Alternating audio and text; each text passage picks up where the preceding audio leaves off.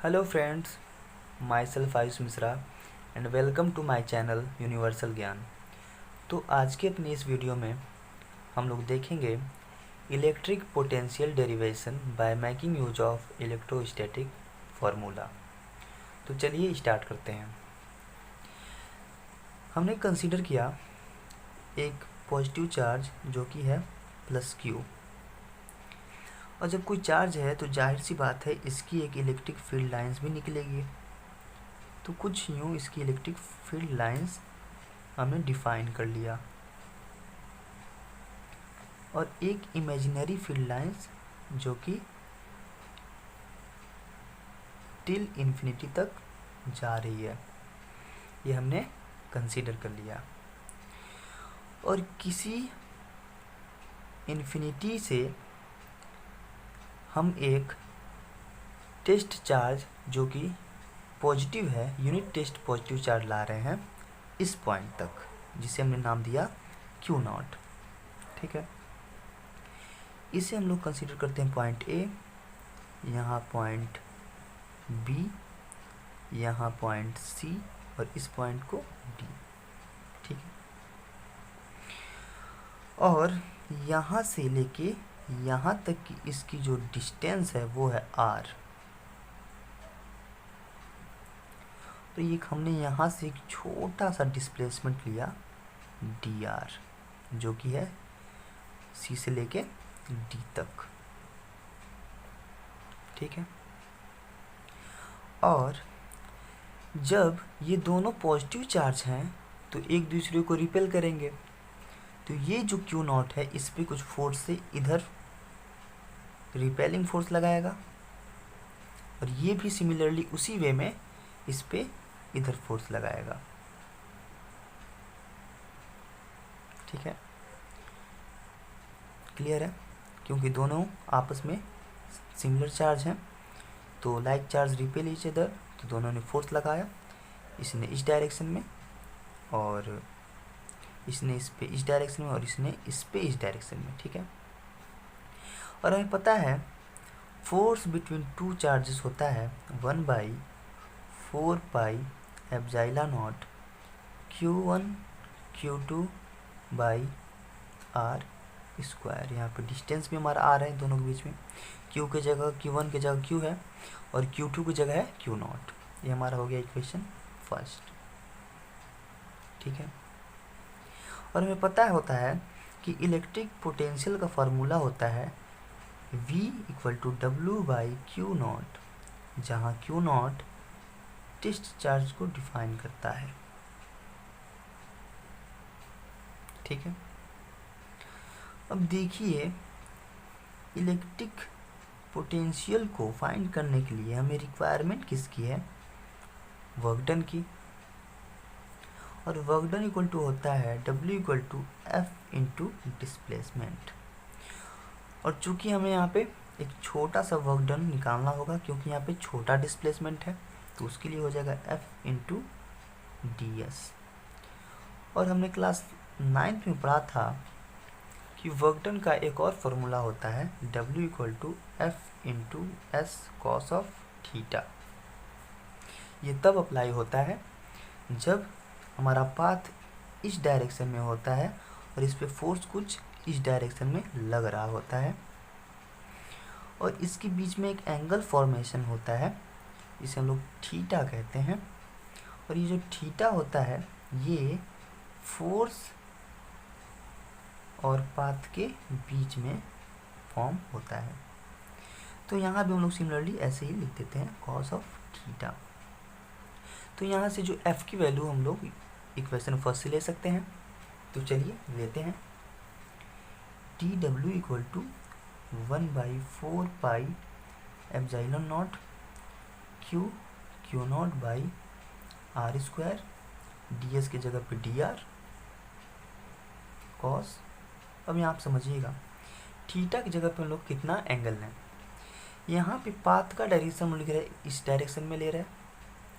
अब आप लोग सोच रहे हो कोई ज़बरदस्ती है क्या इसी डायरेक्शन में, क्योंकि यहाँ पे जो डिफाइंड इलेक्ट्रिक फील्ड लाइंस है वो यहाँ से लेके यहाँ तक ही है, और हम लोग किसी टेस्ट चार्ज को इन्फिनिटी से इसी डायरेक्शन में ला रहे हैं, तो इस जो टेस्ट चार्ज का पाथ का डायरेक्शन है वो इधर से इधर ही हो रहा। ठीक है, क्लियर है। और यहाँ पे जो फोर्स है इसकी डायरेक्शन है ये। और अभी मैंने आपको बताया कि ये जो थीटा होता है वो फोर्स और पाथ के बीच का एंगल होता है। तो यहाँ पे पाथ का डायरेक्शन ये, फोर्स का डायरेक्शन ये, तो एंगल कितना बना 180 डिग्री। जाहिर सी बात है 180 बनेगा, नेचुरल थिंग है भाई। ठीक है, तो यहाँ पे हम लोग पुट कर देंगे 180 डिग्री। यहाँ तक क्लियर है बात। अब देखिए हो जाएगा हमारा डी डब्ल्यू equal to 1/4πε0 Q0 by are square D r cos 180 degree की वैल्यू -1। अब हमारी पूरी क्वांटिटी हो जाएगी नेगेटिव, माइनस हो जाएगी 1/4πε0 Q0 by are square D R. और हमें टेस्ट चार्ज का वर्क डन केवल इसी पॉइंट पे नहीं चाहिए, हमें इसका वर्क डन फाइंड करना है। अगर इस पॉइंट पे हो तब भी, इस पॉइंट पे हो तब भी। ठीक है, ये बात क्लियर हो गई। तो यहाँ पे हम लोग, हमें सब पॉइंट पे इसको फाइंड करना है, तो इससे हम लोग कर लेंगे इंटीग्रेट। इसे हम लोग कर लेंगे इंटीग्रेट। तो चलिए इंटीग्रेट कर लेते हैं। यहाँ पे हो गया हमारा डी डब्ल्यू, यहाँ पे हमारा क्या था -1/4πε0 Q0 बाई आर स्क्वायर ये डी आर।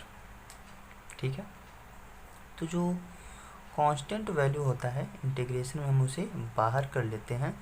तो यहाँ पे ये पूरी क्वांटिटी और ये इतनी क्वांटिटी बाहर हो जाएगी, तो ये हो जाएगा -Q0 बाई 4πε0, ये हो जाएगा 1/r स्क्वायर डी आर। यहाँ आर, यहाँ इन्फिनिटी। ठीक है, तो इसका इंटीग्रेशन होगा W,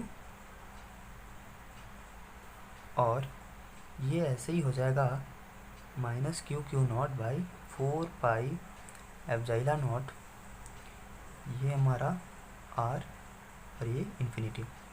तो इसको मैं ऐसे लिख सकता हूँ R पे -2 dr। और जब हमको पता है इंटीग्रेशन में क्या होता है, यहाँ पे -2 है तो चार्ज में हम लोग +1 का इंक्रीमेंट ऊपर भी करते हैं और नीचे भी करते हैं। तो यहाँ पे R पे जो पावर होगा वो होगा -1 और नीचे भी हो जाएगा हमारा -1। तो R को मैं क्या ऐसे लिख सकता हूँ 1/r और नीचे हमारा है -1। अब ये जो चार्ज है यहाँ पे गया तो ये पूरी क्वांटिटी हो गई -1/r।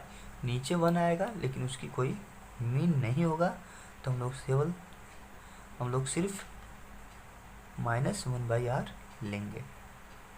ठीक, तो यहाँ पे हो गया -Q0 बाई 4πε0, ये हो गया हमारा R।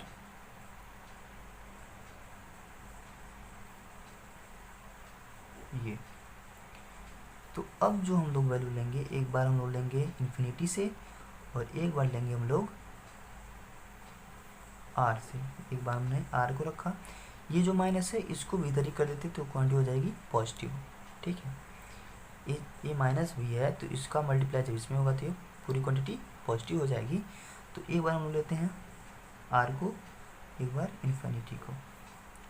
तो अब हो जाएगा W इक्वल टू Q0 4πε0, और यहाँ पे एनीथिंग बाई इन्फिनिटी होता है 0, तो यहाँ हो जाएगा 0। अब होगा W इक्वल्स Q0 4πε0, तो ये हो जाएगा 1/r। तो फाइनली हमारे पास देखिए यहाँ पे, तो फाइनली हमारे पास जो वैल्यू आएगी वो आएगी W इक्वल टू 1/4πε0 Q0/R। ये हमारी W की अभी वैल्यू आई। चलिए इसको पुटअप करते हैं हम लोग इलेक्ट्रिक पोटेंशियल में। तो इलेक्ट्रिक पोटेंशियल हमारा था V इक्वल टू W/Q0।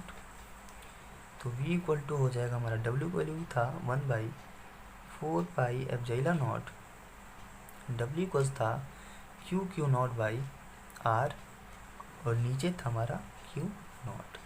तो Q0 से Q0 सिंपली कट हो जाएगा और हमारा बाहर आएगा 1/4πε0 Q/R। तो ये हमारा फाइनली डेरिवेशन प्रूफ हो गया है। यही हमारा होता है इलेक्ट्रिक पोटेंशियल का फार्मूला। आई होप आपको समझ में आया होगा। ये बहुत इजी था। Thank you.